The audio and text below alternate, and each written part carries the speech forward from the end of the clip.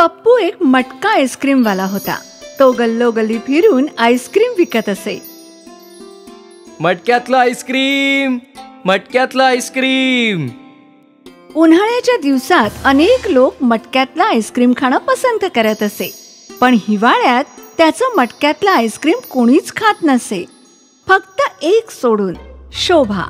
शोभा एका श्रीमंत घरातली मुलगी होती. ती रोजच पप्पूचे मटक्यातले आईस्क्रीम खायला येत असे. तुम्हाला खरंच आईस्क्रीम इतकं आवडतं का?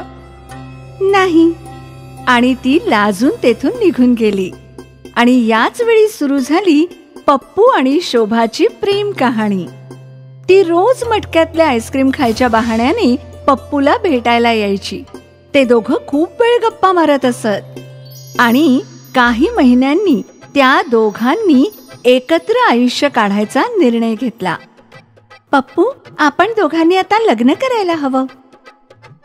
माझी पण हीच इच्छा आहे.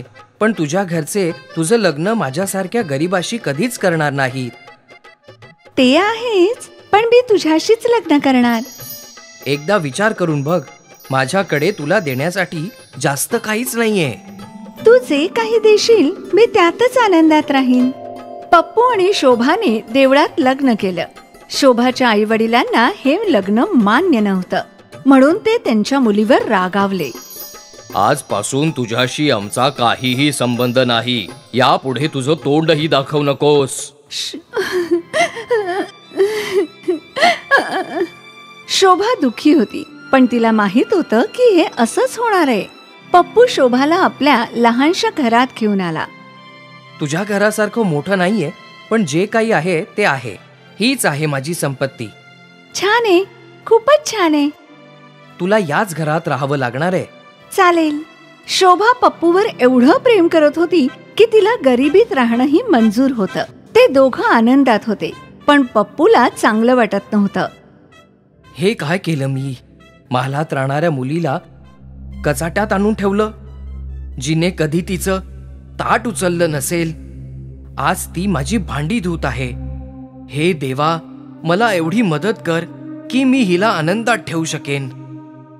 दुसऱ्या दिवशी सकाळी पप्पू लवकर तयार झाला. आत्ता कुठे 9 वाजतायत. हो, मला माहित आहे, पण यापुढे मी याच वेळी निघत जाईन. मला जास्तीत जास्त पैसे मिळवायचे आहेत, आणि तेही लवकरच. जशी तुझी मर्जी. आणि तो त्याचं मटका आईस्क्रीम घेऊन निघाला. मटक्यामधलं आईस्क्रीम. काही लोकांनी आईस्क्रीम घेतलं आणि पप्पू चालत राहिला. तो एका शाळेच्या बाहेर थांबला. मुलांनी मटका आईस्क्रीम खाल्लं. मग तो एका पार्कच्या बाहेर गेला. तिथेही खूप लोकांनी त्याचं मटका आईस्क्रीम खाल्लं. देवा, भलेही मला कितीही कष्ट करावे लागू देत, पण माझी इच्छा आहे की मी शोभाला आयुष्यातले सगळे आनंद मिळवून देईन. आजचा दिवस चांगला आहे, असंच रोज होऊ दे. चालता चालता दुपार झाली. सूर्य डोक्यावर आला होता. आता थोडा वेळ आराम करायला हवा. जेवण करून घेतो, मग पुन्हा आईस्क्रीम विकायला चालू लागेन. आता निघतो. पप्पूचे लक्ष एका जुन्या झाडाकडे गेले. झाड खूपच मोठं होतं आणि त्याच्या फांद्याही खूपच लांब होत्या. झाडाखाली सावली होती. इथेच थोडा वेळ आराम करतो. पप्पू त्याच्या गाडीसोबत त्या झाडाच्या खाली बसला. त्याने त्याचं जेवण काढलं आणि खाऊ लागला.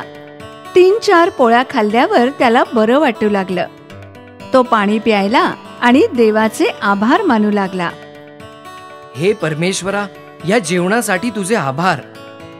तुम्ही मला आयुष्यात खूप काही दिलं आहे. प्रत्येक गोष्टीसाठी धन्यवाद. आणि आता तर तुम्ही मला एक चांगला जीवन साथी दिला आहे, त्यासाठी पण धन्यवाद. तुमची अशीच कृपा आमच्यावर असू द्या देवा, की रोज माझे सगळे मटका आईस्क्रीम विकले जावो, की मी एवढे पैसे कमवू शकेन की मी शोभाची प्रत्येक इच्छा पूर्ण करू शकेन आणि तिला आनंदी ठेवेन. पप्पूने अशी प्रार्थना केली आणि तो तेथून उठला. मग त्याने त्याचे हात धुतले आणि मग त्याची गाडी घेऊन चालू लागला. तो जरा पुढे गेला आणि अचानक खूप लोक त्याचं मटका आईस्क्रीम खायला आले. दादा, मला एक मटका आईस्क्रीम दे. अंकल, मला पण 3 हवेत. आणि मला 10 हवे 10.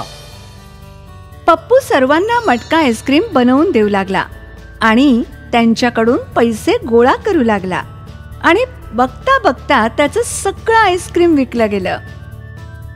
अरे वा, आज तर खूपच जादू झाली. सगळं आईस्क्रीम विकलं गेलं. एवढे पैसे मी कधीच कमवले नव्हते. एक काम करतो, यातून शोभासाठी एक नवीन साडी घेतो.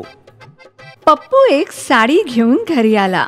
ही घे शोभा, ही तुझ्यासाठी आहे. अरे बापरे, ही कुठून आली?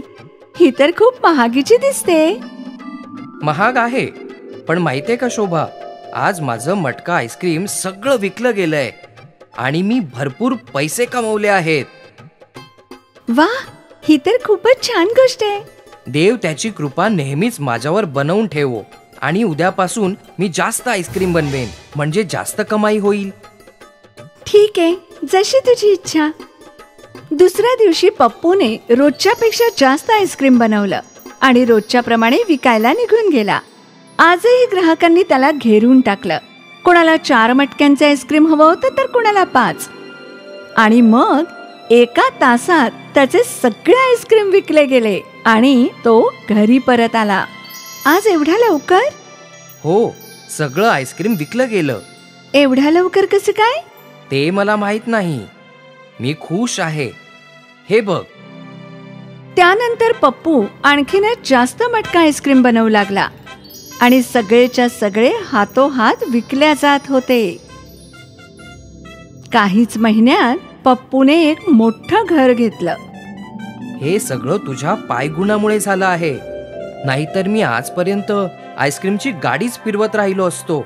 जेव्हापासून तू माझ्या आयुष्यात आली आहेस, माझं मटका आईस्क्रीम जास्त विकलं जात आहे. तू खूप शुभ आहेस शोभा. असं काही नाही, फक्त देवाची आपल्यावर कृपा आहे. तुम्हाला मला सगळं सुख द्यायचं होतं ना, आणि आता तुम्ही ते देऊ शकता. ही त्यांचीच कृपा आहे. पप्पूला वाटायचं की हे शोभाचं चांगलं नशीब आहे आणि शोभाला वाटायचं की ही देवाची कृपा आहे. पण सत्य हे आहे की त्या दिवशी त्या झाडाखाली पप्पू बसला होता. ते कोणतं सामान्य झाड नव्हतं, तर तो एक कल्पवृक्ष होता, ज्याला आपण जे मागू ती इच्छा पूर्ण होते. पप्पूने कल्पवृक्षाला एक इच्छा मागितली होती. बस एवढीच कृपा माझ्यावर असू दे देवा, की दररोज माझं मटका आईस्क्रीम विकलं जाऊ देत आणि मी एवढे पैसे मिळू दे की मी शोभाची सगळी स्वप्न पूर्ण करू शकेन. कल्पवृक्षाने पप्पूची इच्छा पूर्ण केली आणि आता पप्पू एक साधारण मटका आईस्क्रीम बनवणारा नव्हता. आता त्याचं एक मोठं आईस्क्रीम पार्लर होतं, जिथे नेहमीच ग्राहकांची झुंबड उडत असे. पप्पू आणि शोभाचं आयुष्य मार्गी लागलं.